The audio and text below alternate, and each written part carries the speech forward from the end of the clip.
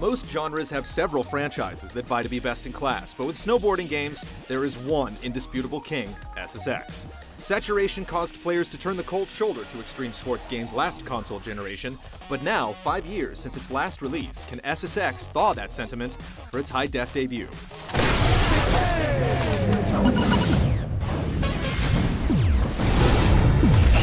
Huge jump coming up. Make Uncle Yuri proud. World Tour represents the closest thing to a single-player campaign, but it keeps the exposition light. Team SSX is facing financial strife, and to make matters worse, one of its riders has defected. In order to raise funds, the team decides to live stream a race to conquer 9 deadly descents. At just 5 hours in length, it works as a nice tutorial to prepare you for the extensive online offering, but it's low on frills. You're barking up the wrong tree, mate. Once you head online, the game really cracks open in the Explore and Global Events options. The Explore mode has you pan around the globe looking for records to topple that your friends have laid down.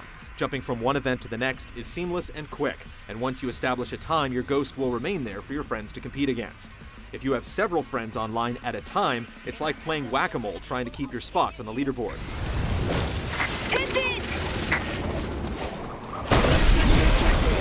Global events can last anywhere from an hour to days as folks jump in and try to establish the best time or trick score before the timer expires. Up to 500 riders can compete, and unlike the Explore option, you can play at the same time live with friends.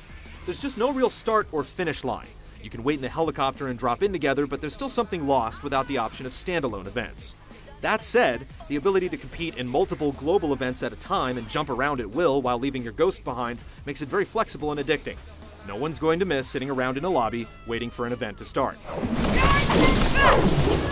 All part of the plan! There are 10 riders, and each of the 150 courses has scores of branching paths that settle into a nice risk-reward quotient. No matter what mode you're exploring, you're rewarded with points that you can use to unlock new riders or drops, and to buy new gear that you equip before going out on each run. You're even given points when other players fail to beat your ghosts or miss geotags that you've hidden on a course. There is an online pass, but you don't really need it to get the most out of the game, as it's only necessary for banking your global event earnings. While the single-player option isn't very compelling, the online options more than make up for it. The improved take on Autolog from the Need for Speed series keeps you consistently engaged and improving. Lights, camera, action!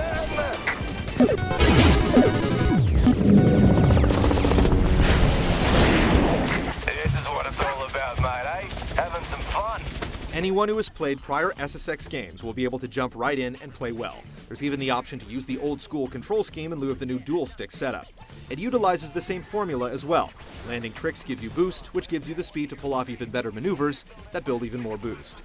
Combos are the name of the game, and it features some pretty intelligent assists to keep you going from one obstacle to the next, and from constantly wrapping your rider around a tree. Sometimes it takes over a little too much. As you land tricks without bailing, the tricky meter builds. Once it's full, you can detach from the board and really throw down some sick tricks. If you continue to string together moves, you'll enter super tricky and be able to rip off character-specific uber tricks. It's a tried and true formula that still works quite well, and it's easy to grasp. The physics do a solid job of replicating the feeling of carving through powder or losing grip on ice, and you can trick on any object in the game, even the helicopter, provided you reach it. The biggest addition to the gameplay is a third event type where you must simply survive. Each run comes with a condition to overcome. Ice, trees, oxygen deprivation, and many others necessitate the need for specific gear for your rider. Some, like the wingsuit, add a whole new angle to the game. Some are clever, like having to ride in the light to keep from freezing to death. And then there are pointless additions, like the annoying pulse goggles. These deadly descents represent the bosses in the game and provide the most unique gameplay opportunities, but they're not especially difficult and zap SSX of its all-out attitude. You won't be able to see anything down there, and I cannot help you! Difficulty isn't SSX's forte. It's extremely generous, both inside and outside of gameplay.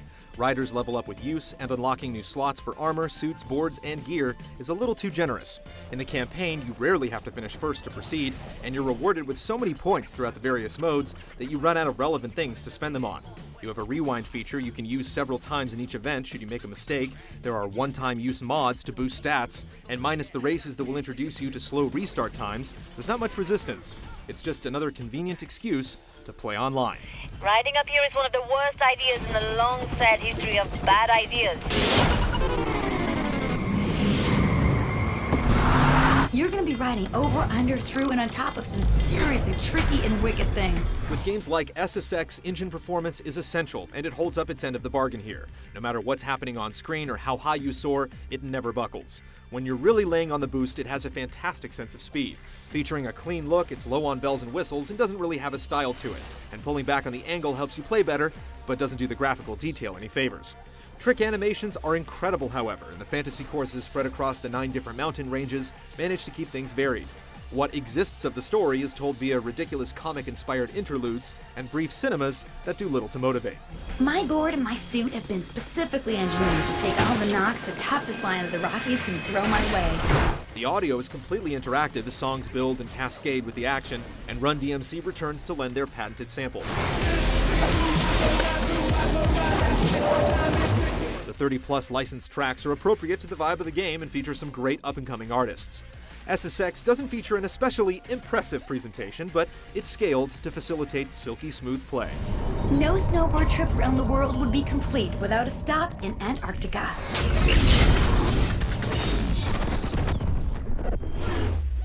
SSX is a great snowboarding game that has its priorities in the right place. From the seamless online options that encourage you to compete, to the graphics engine that ensures a level playing field, the entire game has been built to maximize play. The result is a game that's just flat out fun. The more interesting moments tend to be fleeting, and the single player is anemic, but it's a great mix of old and new that will satisfy both fans of the series and first-time rippers.